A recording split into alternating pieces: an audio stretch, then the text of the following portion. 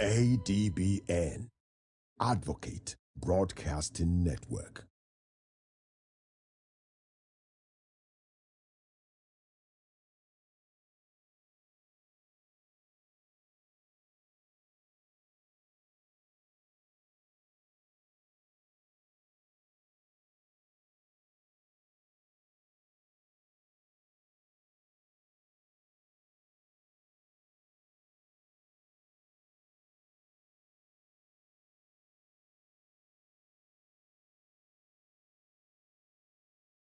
Work.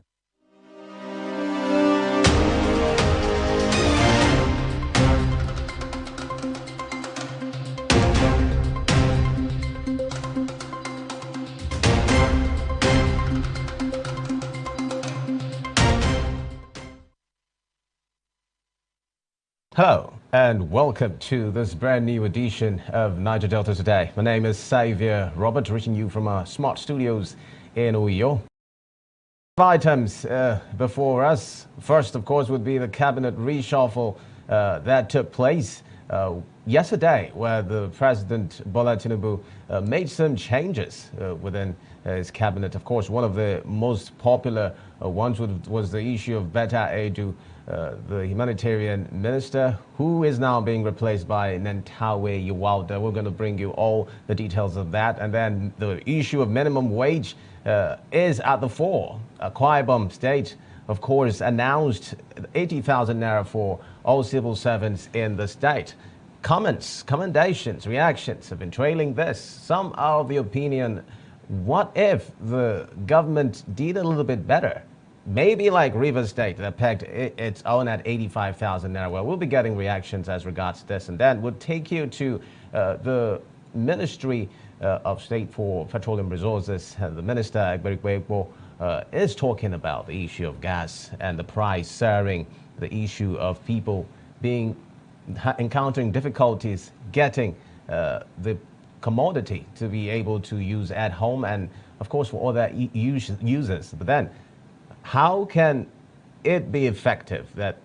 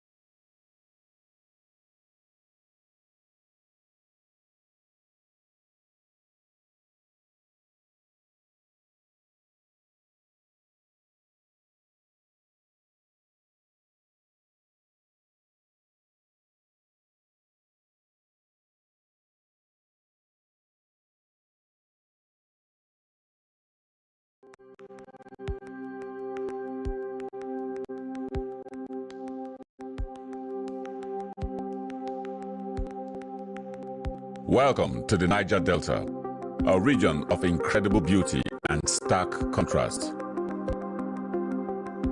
From its breathtaking landscapes to its rich cultural heritage, this is a place where history and modernity collide. But beneath this serene surface lies a story of struggle and resilience. The Niger Delta is the lifeblood of Nigeria's economy, home to vast oil reserves that fuel the nation, yet it is a land where the people fight for their share of the wealth. Join us on the program Niger Delta Today as we explore the heart of the Niger Delta, discover the vibrant cultures, the struggles for environmental justice, and stories of the people who call this place home. This is the Niger Delta, a land of contrast, a story of resilience, a journey of hope. Don't miss our exclusive series, Niger Delta Today, every day at 12 noon, only on ADBN TV. Witness the untold stories, experience the journey, be part of the change.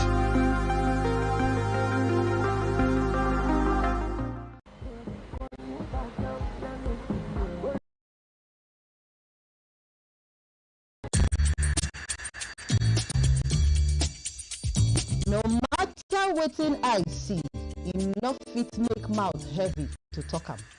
That's now why people dey talk. You know wetin dey worry you, but you no go fit take help yourself. In this kind of situation now, what if they really no talk to una? Wetin be the way forward? They go bury our chairman on Thursday. We go remain here. Make we talk good where we dey see good, and where we know say we no dey see good, make we also dey talk am. No woman, no mother deserve to know the grave of his child. The bank manager, the bank executive, they are the one the government should first face. People They Talk, the show on Monday to Friday by 5 p.m. on top ADBN TV. Have you ever wondered what it takes to turn a smartphone into a filmmaking powerhouse? ADBN TV invites you to an exclusive behind-the-scenes look at the ADBN Smartphone Filmmaking Workshop, a captivating exploration of knowledge, skill building, and creative discovery. Naturally, we are all content creators, but the most important thing is, what are you creating? This documentary follows eager participants as they dive into the world of filmmaking, learning invaluable techniques, storytelling strategies, lighting and sound design, all from the palm of their hands. From capturing the perfect shot to editing with precision, these filmmakers took part in an immersive journey designed to hone their craft. We cannot wait to show you the incredible films these talented individuals will produce. But first, witness their passion, learning process, and the transformative power of the Smartphone Filmmaking Workshop. These filmmakers are set to showcase the vibrant culture, challenges, and untold stories of the Niger Delta region. Now showing Monday to Friday, 1 p.m. daily. Join us as we anticipate the groundbreaking works that will emerge from this workshop. This is not just filmmaking. This is telling the Niger Delta story through every frame. Only on ADBN TV.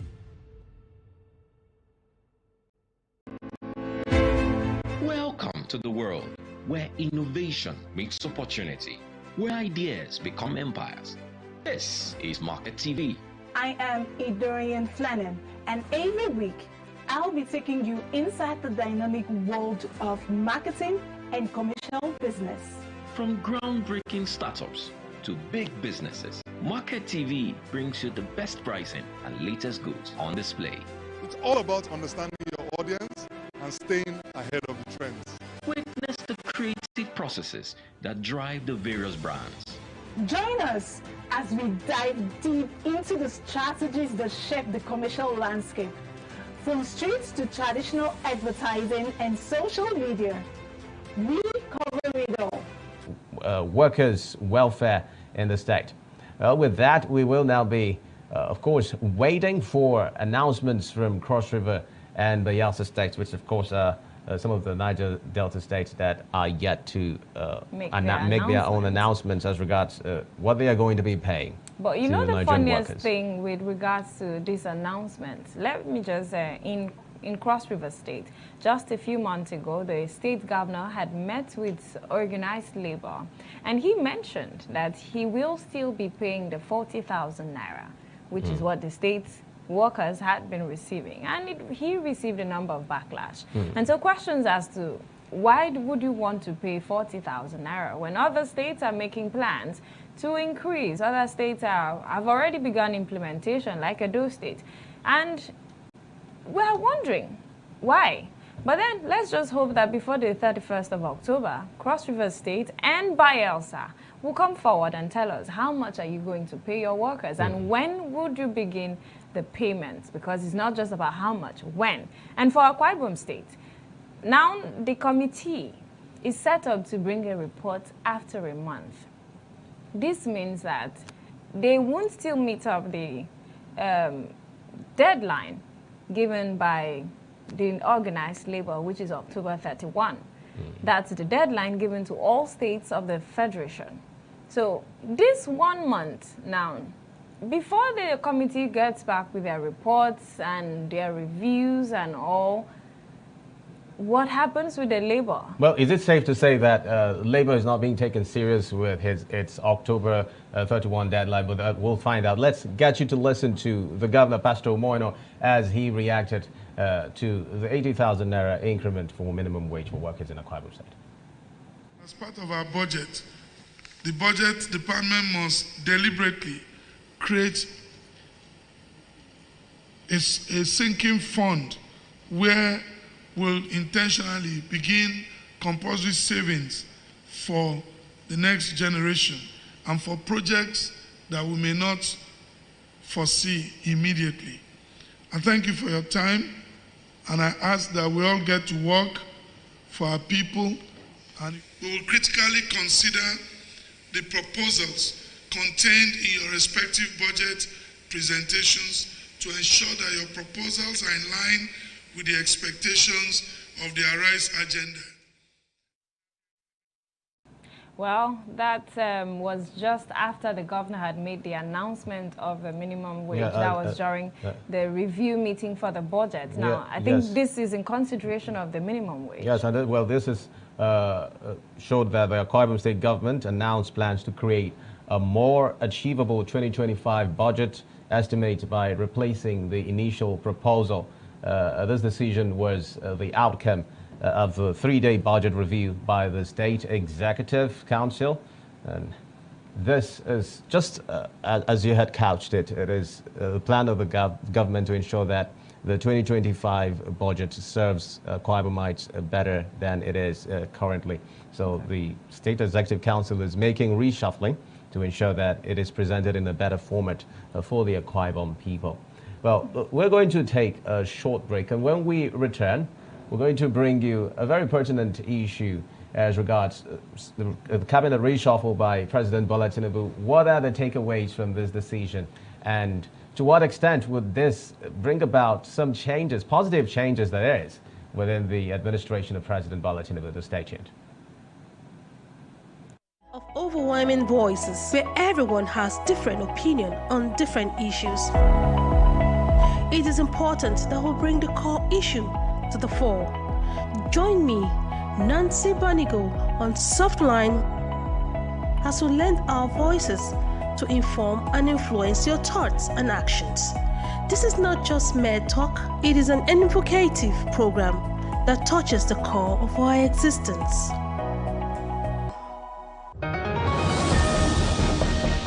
Step into the heartbeat of the world where news meets real talk.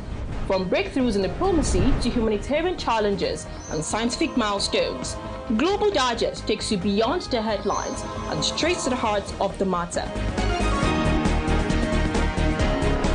I am Amma Marcus.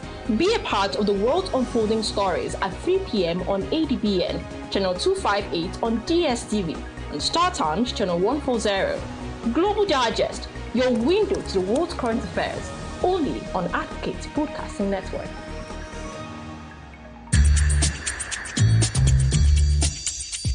No matter wetin I see, enough fit make mouth heavy to talk am.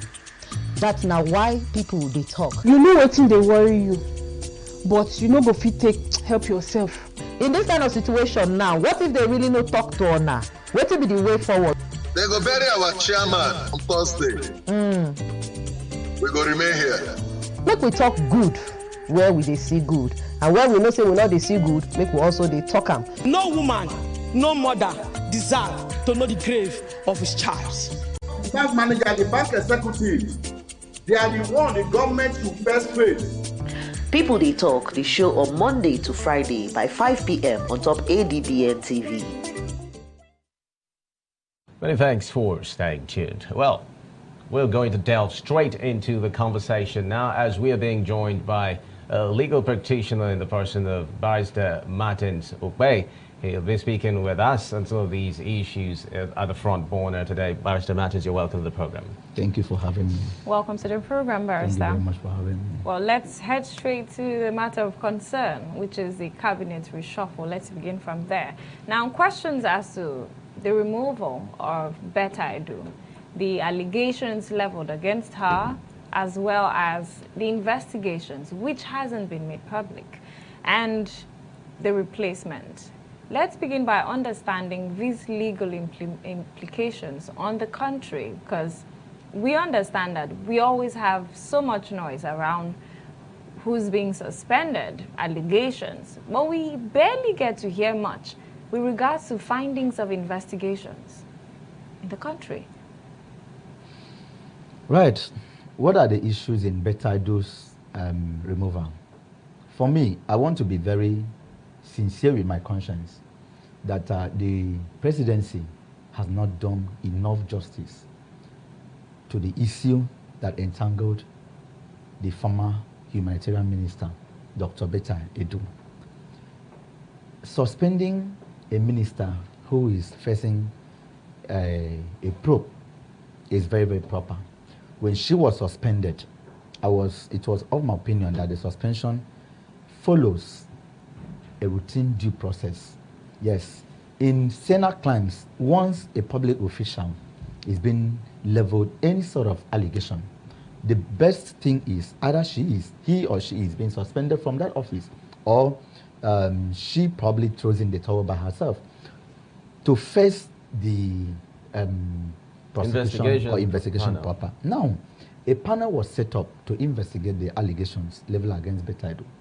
I think it would have been proper thing for the panel to come out with the report of the investigation and make it public for Nigerians to know if Betta Edu had done what was leveled against her, if she was actually guilty or not. But suspending a minister, is it okay? Setting up a panel of inquiry, an independent panel of inquiry for that matter, to investigate the allegations. And up to today, the panel hasn't come up with any report. But what we are only seeing is the replacement of Betta Edu, which signals her total removal from the office. It is unjustifiable. And in democratic settings, if we are touting democracy in Nigeria, in democratic settings, there must be due process. There must be due diligence in doing things in governance. You do not just stand up autocratically as if we are running a banana republic, as if we are in a military government. It is only during military juntas that you have the people who man offices stand up one morning and make a decree, and it becomes a law and it stands. But in democratic settings, it is not done that way. You must follow laid down procedures. You must follow the due process in investigation, in prosecution, in everything that has to be done. That is why you see a very sharp departure between court martial and civil prosecution. If during military regime, an offending military officer is being court martialed, once that court passes a judgment, if it is to be sentenced by hanging, it takes effect. It takes effect immediately. They don't need the head of the administrator of the state to sign that sentence. But in democratic settings where you have civil court sitting, they will need the consent of the governor of that state to sign a death warrant before such convict is being well, just so you see the difference here. There is a very big difference between when we are in a military government and when we are in a democratic government. I so much wish that the government of the Federation of Nigeria follows due process in all that is done, because if Betta Edu, in the proper sense, should approach the court of law to interpret or to compel the panel that was set up, of course they'll be compelled to submit the report to a competent court of law. Okay, well, that's just one aspect of the cabinet reshuffle yesterday. There was also something else that took place yesterday during the FEC meeting, and that was the creation of the regional development ministry. Now, this also had to bring in the Niger Delta Development Ministry under it, as the minister now had been moved to take over that particular ministry. And then the other commissions to have been brought in, the Northeast and the South, and as well as other commissions have been brought into that ministry. Now, understanding that just some months ago there has been discussions across boards with regards to restoring regional government. And at a time like this, we're having the president create a new ministry, regional development. Do you think we're actually toeing towards that line of bringing back regional government in governance here in the country? For me, I do not think so. I've heard a lot of people talking about an attempt by Mr. President to bring back regionalism, but for me, I don't look at it from that perspective. What I really see in the creation of the Ministry of Regional Integration, I think that's what that ministry is being self-styled, is an attempt to undermine the agitations of genuine agitations of some regions in Nigeria. Now let's get back to the issues. What led to the creation of the Ministry of Niger Delta Affairs? In fact, let's even start from the commission first. What led to the creation of the Niger Delta Development Commission, NDDC? Because I would say that the creation of the Ministry of Niger Delta Affairs is an offshoot, is as a result of the fact that the commission couldn't fulfill all the mandates that was bestowed on it by law. That was why the then president now saw it pertinent to create the Ministry of Niger Delta Affairs. Now, let's look at the issues that led to the creation of the Ministry of Niger Delta Affairs. Prior to the creation of the Ministry of Niger Delta Affairs, there were agitations, I would say genuine agitations, by the Niger Deltans. What were their agitations?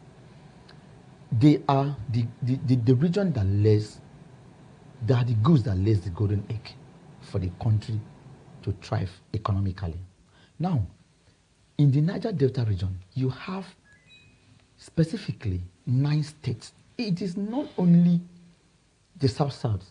We have Imo State, we have Abia State, we have Ondo State that makes up the 9 states of the Niger Delta. These are the states that are oil-producing states in the region. Now, the economic and the agricultural lives of these people have been highly ravaged by the exploration of oil in the region. You cannot see a clean water in the Niger Delta.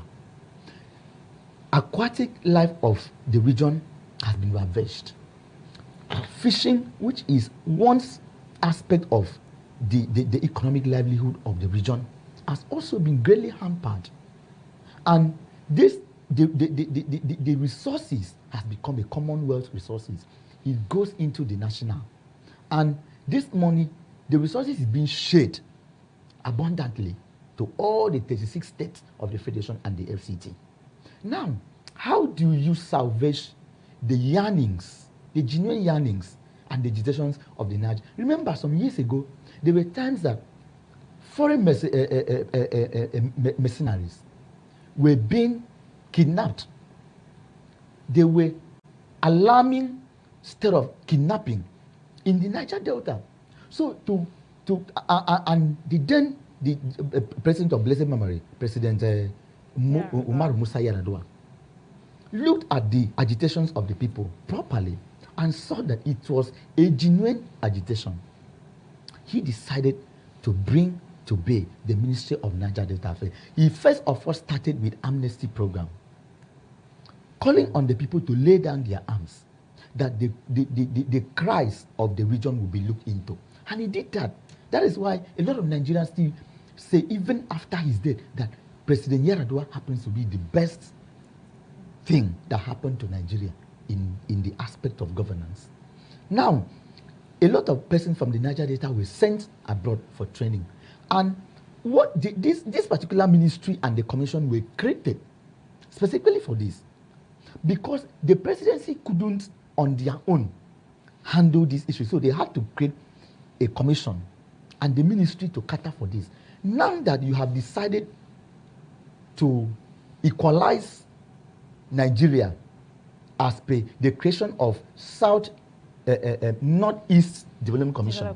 Now let me talk about the creation of Northeast Development. See, let me tell you the truth. President Tinubu is only dancing to the gallery of the Northerners. Yes, the abolition of the Minister of Niger Delta Affairs and the creation of a Minister of what integration? What do we call it? Regional integration. Regional development. Development and integration. It is just to answer the call of the Northerners. But because I am coming, please. No. Let me explain this point. All of a sudden, after the Niger Delta hostilities came to a halt through the amnesty program, we saw the Boko Haram terrorists and the ISWAP in the northeast, raging its ugly head into the Nigerian system. It was not even while they were still trying to tackle that one. You just look at the northwest. The bandits started while they were still trying to tackle the bandits. You see what is happening in the north central. The herdsmen. Now they have created Northeast Development Commission. There's also been the Northwest Southeast Development Commission and Southeast Development Commission. Now it is only two regions that does not have a commission, which is the Southwest Development Commission and the North Central Development Commission, which I believe with the creation of this particular ministry now, that is what President Tinubu is about to do. Now, let me come. There's a point I want to make. What are the agitations of the Northeasterners in Nigeria?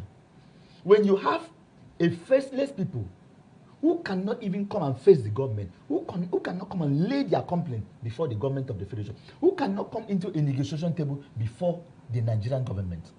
And you are creating a ministry to cater for the needs of, what are the needs that we are catering for?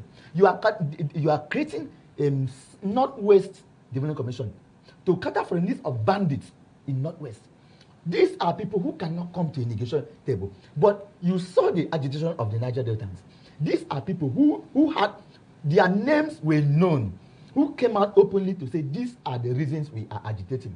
And they were ever ready to come to a negotiation table with the government of Nigeria. And that happened. There are genuine people living in the Northeast who have issues, who are attacked by these bandits. They didn't ask for the bandits. They never bargained for the bandits. We have to protect them too. Don't you agree?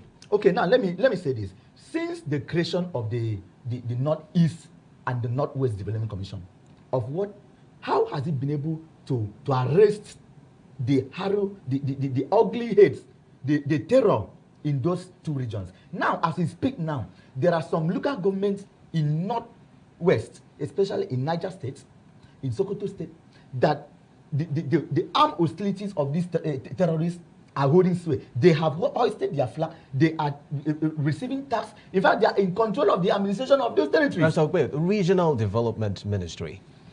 The idea, won't you think, is about efforts of government in ensuring that it curtails its expenditure. I know in conversations I've had with you in the past, we have spoken in detail about how government can ensure that it cuts cost of governance. And this is one of the ways, don't you think, that the government is trying to merge all these commissions into one ministry so that it can streamline and prevent the wastage in governance? Are you taking me to the same Orosanya report that the federal government of Nigeria does not want to openly implement, but that through the back door implementing it? Listen to me, Mr. Savior. When we talk about cutting cost of governance, it is not only about merging or sublining some ministries, parastatals, departments and agencies of government. That was not the entire content of the Orosanya report. If you have gone through that report, well, I have painstakingly gone through the report of the Orosanya report. That. Now, government on their own must ensure that the cutting down of expenses starts from their own corridor. I am talking about Aso Rock. You cannot have a situation whereby a president travels out of the country with over 100 and something. Has that not been addressed? Hasn't that been addressed? We cannot be talking about that when it has been addressed. It cut it down. That hasn't been addressed. Are you saying that the president is still traveling with a large entourage? Yes, that is what I'm saying. Because you have not followed the presidential entourage in his last travel. Except you have not followed. Did you travel with the president? I did not travel, but at least we have the information at our disposal. Well. Okay, so but it's not only about merging this ministry. A lot of people have said, now you are talking about cutting down costs. Some people are talking about regionalism. Yeah, now, I am saying that something issue different. Of regionalism now. You see that there are different opinions, and out of all these opinions, we might not even have one correct opinion about the reason for the president to decide to merge this ministry together. Okay, I am totally not happy about the abolition, I would say, of the Ministry of Niger Delta. Would you say? Because the Niger Delta as a region has contributed in no small amount to economic, political, industrial development of Nigeria. If Niger Delta as a region were not to be part of Nigeria, I wonder what would have become of states, some states in this country. I am saying this because I have traveled across the 36 states of the Federation and the FCT. I know of some states that does not want to be a local government.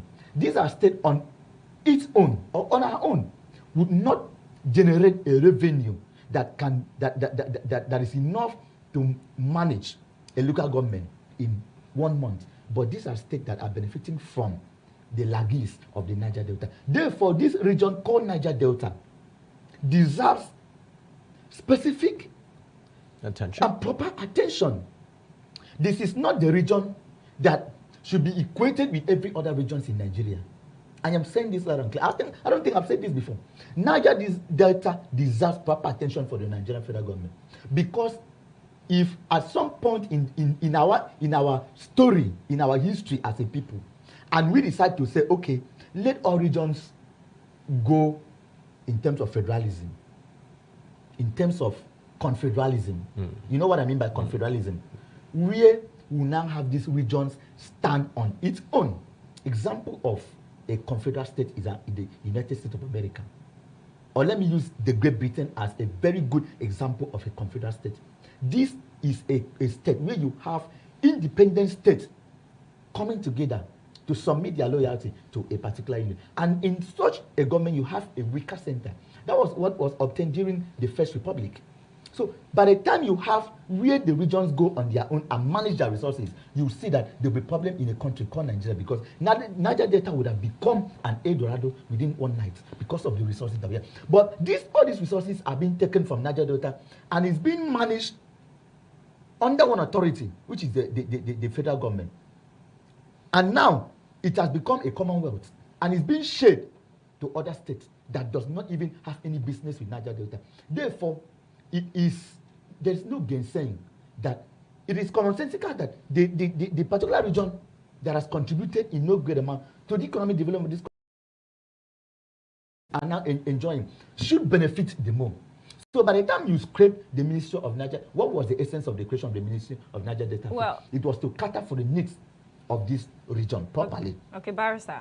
Now, let's also look at some concerns raised by Nigerians. Now, the question hasn't just been about the merging of these commissions. What are the concerns? But also about the South-South region. Now, if we're looking at these commissions, we see the Niger Delta Commission. We see Southeast, Northwest, and all of our regions. But there is no region carved out specifically for the South-South. Yes. So now, considering the fact that the Niger Delta Commission caters for a part of the South, oil-producing, and some states in the East, just oil-producing states. Now, you have asked a question and you have answered the question. It is a great disservice to the South-South, because when we talk about the major oil-producing states in the Niger Delta, first of all, we are talking about the South-South. We are talking about Akwa Ibom State. We are talking about Rivers State. We are talking about Bayelsa State. We are talking about Edo State. Sorry, Delta. First. These are the 4 major oil-producing states in the country before you talk about Edo State, before you talk about Cross River State, before you now bring in Imo State, Abia State, and Ondo State. In fact, these 3 states, without a feeling of marginalization, they are just an addition to what we call the oil-producing community of the Niger Delta region, because we are talking about the quantity and the number of oil wells that and exploration activities that is going on in this particular region. So you can talk about Akwa Ibom State, Rivers State, Bayelsa, and Delta. These are the 4 major states that are laying the golden egg for this country economy to thrive. Now, if you have created Northwest, Northeast, Southeast development commissions, because I'm yet to hear North Central and the Southwest. There is a Southwest. You have not created South-South Development Commission. Do you not think that it is a disservice to the South-South as a region? Right, so would you have, because tomorrow we may have the president creating the North Central and one other region in addition without the South-South. So let's quickly take some reactions right now on this very pertinent issue. Well, we have this one that is from Oslo PhD. Okay. It's a reaction on Beta Edu. This is from Steel J. Steel J says Beta Edu wanted to act fast before this sweeping wave arrives, but the pastor who prayed for her to get the job could not pray for her retention. If you wipe your... Okay, let's just take, this one is from Easley. It says, so the salary and allowances of her office for these past months has been going to where? Very important question. That was following her suspension. Now the salaries, that's a question from an ex-user here. Well, even though the reaction takes us back to the issue of Beta Edu, though our conversation currently this one is from Steel J. Says Beta Edu wanted to act fast before this sweeping wave arrives, but the pastor who prayed for her to, okay, I think he already took that issue. Adeleke Adenuga says, I love the fact that Beta Edu is gone and gone forever. She's not needed in the cabinet, please. Oh, Adeleke. And Kate so far says, Sadia Farouk under Buhari still was. Beta Edu under Tinubu followed suit. Also, some other women who worked under Buhari looted to stupor. You people should update your records. The thievery that went on under Buhari should be looked into. All right, Kate. Well, those are some reactions with regards to Beta Edu situation. And now, that question, the monies, her salaries, monies allocated to that office, where did it go? From one of the ex-users. It's a question that we are not in the position to answer that question. Sure. It's a question that the Federal Executive Council of the Nigerian government should answer, where the salaries, since our suspension and the allowances of Beta Edu's office has gone into, whether it has gone into Team A. Because, like I said, I don't think in any sense Nigerian would support the looting of the Nigerian treasury by any public office holder. However, having said that, like I said earlier, that I am not in any contention with the removal of Beta Edu. My only contention is the way and the manner the government has decided to censor information regarding the inquiry that was made into the allegation, because it is, you know, he who has the power to hire has that same power to fire. Yes, it is not a must that Beta Edu must remain in Bola Ahmed Tinubu's government. Even if you don't do nothing and the president still wakes up one morning and does not feel comfortable with your face in his government again, he has the power to fire you. However, this was not it wasn't just an ordinary firing. It was a suspension, would I say firing, that came with a weighty and heavy doctrine. Therefore, Nigerians deserve to know, because the ministers who are in the president's cabinet are being funded with taxpayers' money. And we at all times reserve that right to know what is happening in the presidency, in the management of our resources. If a committee was set up to probe that allegation, the whoever that was responsible for that panel of inquiry should come out, submit the report, and the submitting authority should make an onward publication of the report. Let Nigerians know if actually the allegation that was leveled against Beta Edu was found to be true or not. All right. There's one funny, body language that the government of this country, even at the state level, they have. I remember during Governor Udomi Manuel's tenure in Akwa Ibom State, something happened in the state where a church, during an ordination, I think it was a bishopric consecration, a church fell, and a lot of lives were lost, actually. And a committee, I remember very well that a panel of inquiry independently was set up till the time that the then governor excused himself from the office. The report of that panel of inquiry was never made public. And again, during President Jonathan's regime, he set up, okay, it was not a set up, there was a confab. There was a confab where respected elders and senior citizens of this country gathered in Abuja for a very long time to deliberate and discuss the way forward of Nigeria, up to the moment that the then President Jonathan left office on the 29th of May 2015. The report of what transpired during that confab was never made public, and there was no intention of the government whatsoever to implement even one part of that report. This brings a very big question to our table. Why do government keep spending taxpayers' money in setting up committees, panels, and this and that, when they know that it is just a frivolity, it is just an eye service, it is just to placate the people, to tell the people, oh, we have done this, when they themselves, they know in actuality that they are not going to make use of it. These are the things that makes people want to go crazy in this country, in a country like Nigeria. Well, let's just hope they don't go crazy.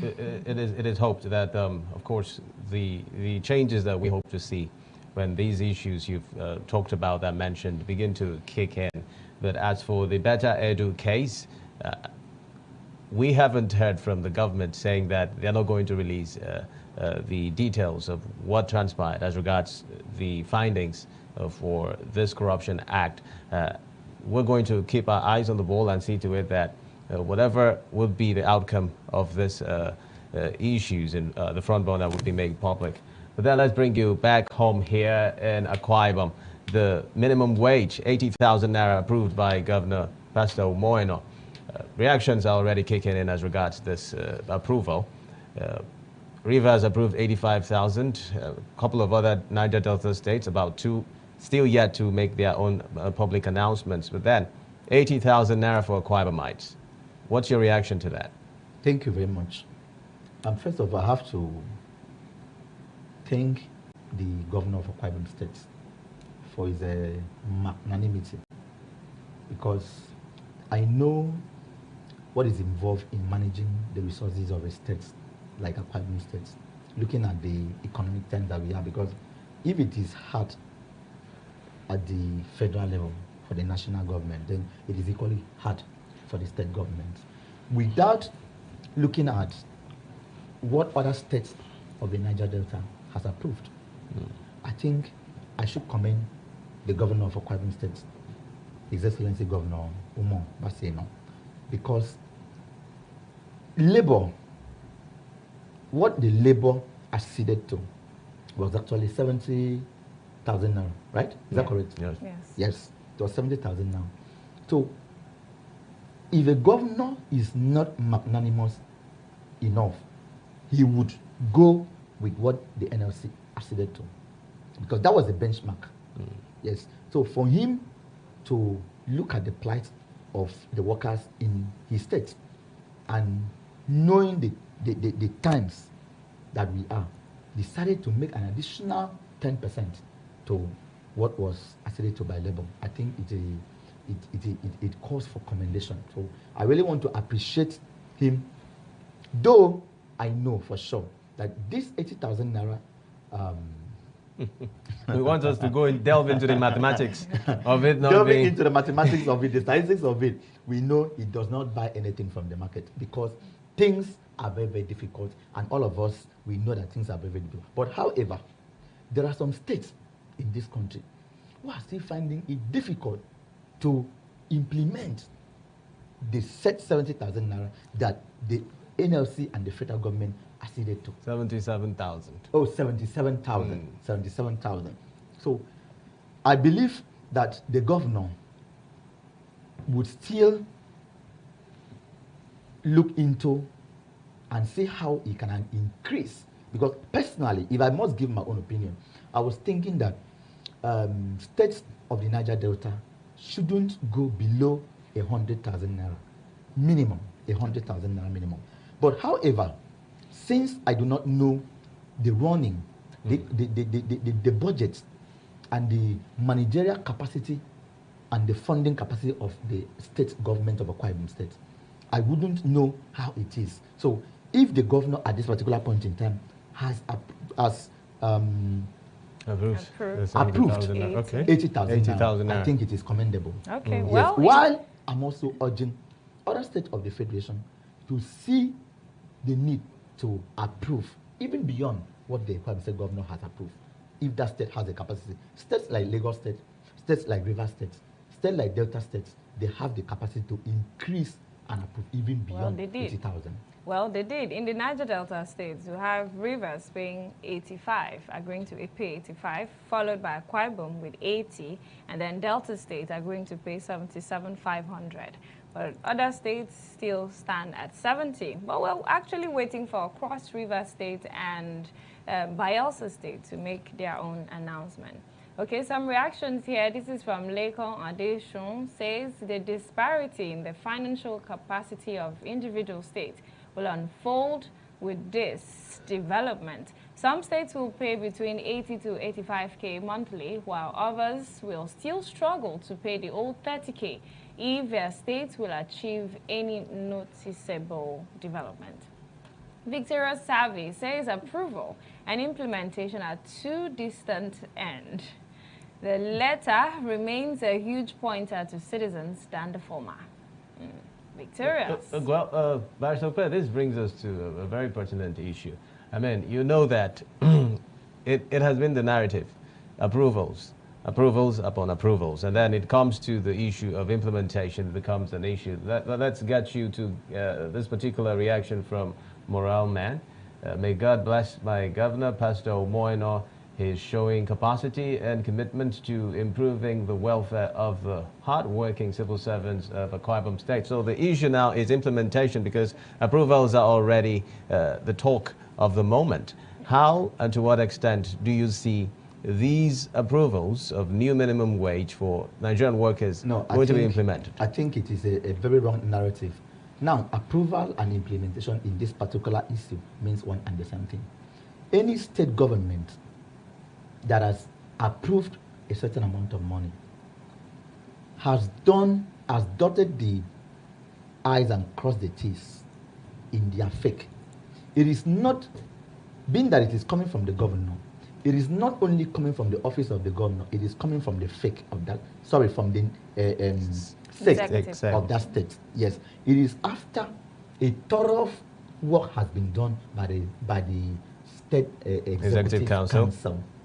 And the director of budget of the state, the commissioner for finance, the accountant general have all submitted their respective reports. Okay, but in this case, in Akwa Ibom, now the governor, after the announcement, set up a committee to review and ensure implementation of this. Well, like I said, approval and implementation, for me, means one and the same thing. In as much as there is an approval, this is what we are going to pay. But I think the way states, the way government handles issues, I think they always put the cart before the horse, which is not the proper thing. You have to first of all set up the implementing committee. Let them carry out all the routines and come out and submit their report to Mr. Governor. Mr. Governor, this is what we think the government will be able to pay. Before the governor will now come out and make an announcement, it will be unwholesome for the governor to come out and approve 80,000,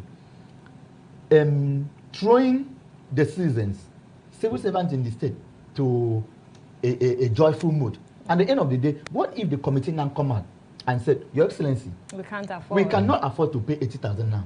Is that not an aberration on the powers of the office of the governor? So for me, I think, and I handle it to the men of the full rep, which is the press, that the press should follow this up, because we have to ensure that the government of Kwame said, having announced 80,000 now, implements them.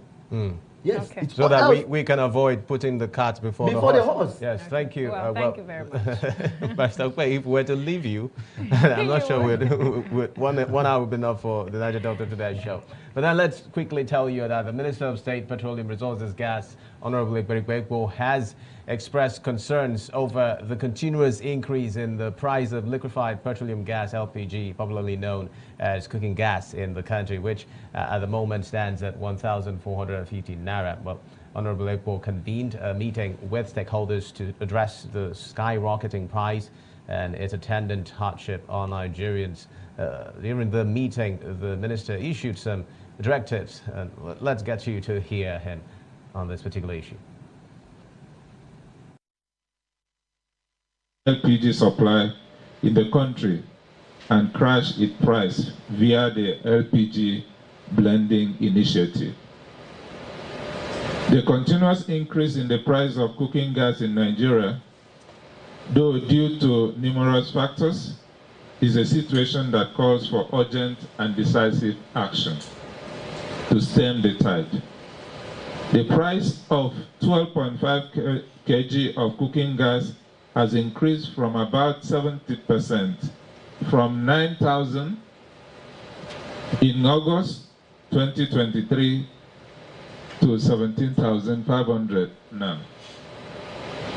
Recall that in November 2023, I set up a committee headed by the S of NNDPRA to address this issue of escalating price of cooking gas. However, despite our best effort, the price of this essential commodity continues to fluctuate and has risen significantly in the past few weeks, causing more hardship to Nigerians. This undesirable trend cannot be allowed to continue unchecked. Our focus, therefore, should be on the key next step to commence the initiative on a short. Directives. Well, he said that directives are steps towards addressing the inherent challenges and ensuring Nigerians have access to affordable cooking gas. But that would be asking you, Barrister Okpe, just briefly, a lot of issues as regards LPG and its consumption in Nigeria. We keep seeing, just like in fuel, steady increment of prices of this very essential commodity. But in 30 seconds, where do you see all this going to? And a lot of people believe that there's light at the end of the tunnel, and these things are going to be addressed sooner rather than later. But then, do you believe in this philosophy? Just in 30 seconds. All right, thank you. 30 seconds, Barrister Okpe. Last year, the Minister of Petroleum Gas, Ekperikpe, mandated NNDPA to look into the.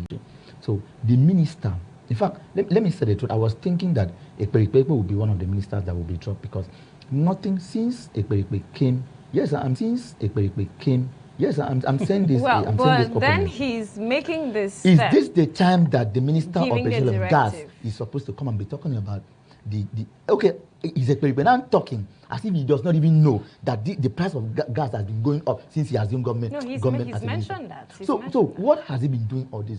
The agency that he directed, NNPDA, last year to look at the soaring price of LPG, since last year has not submitted any report to him. Is it difficult? This is an agency that is domiciled in Abuja, and the office of the Minister of Petroleum Gas is also domiciled in Abuja. So it's a stone throw from his own. In fact, it's an agency under his ministry. So where we have to go. So. Thank you. Yes, Thank you very much. You took more than 30 seconds. But then I must appreciate you for coming on Niger Delta today. Thank you for having me. Really robust conversation we had. For coming on the program. Thank you for having me. Well, that is the size of Niger Delta today. Thank you very much for sticking around on the program. would be pausing right now for today. Of course, we'll return tomorrow for another very scintillating edition. My name is Xavier Robert. You know you can follow us on all our social media platforms. You can follow our activities at adbntv.com. Jenny. Yeah, Xavier, it's been a wonderful ride with you, and thank you so much for staying with us on the program. I am Jennifer Pius. Bye for now.